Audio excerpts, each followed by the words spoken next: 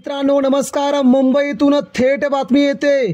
मुख्यमंत्री एकनाथ शिंदेंच्या गडाला सुरुंग लावण्याची उद्धव ठाकरेंची नीती। मराठवाड्यातील आणि मुंबईतील 3 मोठे नेते उद्धव ठाकरेंच्या संपर्कात। मित्रांनो नेमकी काय आहे अपडेट? महाराष्ट्रामध्ये लोकसभा निवडणुका सुरू झाल्या, निकालही लागला आणि आता मात्र शिंदेगडाच्या आमदारांमध्ये चलबिचल सुरू झाली आहे।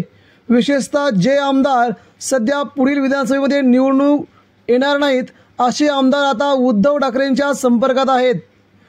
काहीच दिवसापूर्वी म्हणजे 2 दिवसापूर्वी उद्धव ठाकरेंच्या अगदी जवळच्या नेत्यांशी आता या 3 आमदारांनी संपर्क साधलेला आहे।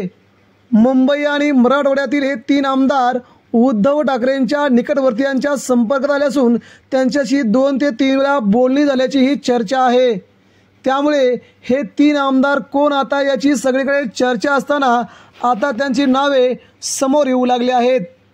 मित्रांनो म्हणजेच आता शिंदेगडामध्ये राजकीय भूकंपाचे संकेत या आमदारांनी दिल्याचे समजते।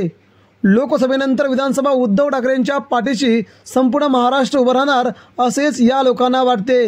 यामुळे आता आपण आपली जागा बदलून ठाकरेंच्या दिशेने वळावे अशी नीती सध्या आमदार अवलंबू लागले आहेत।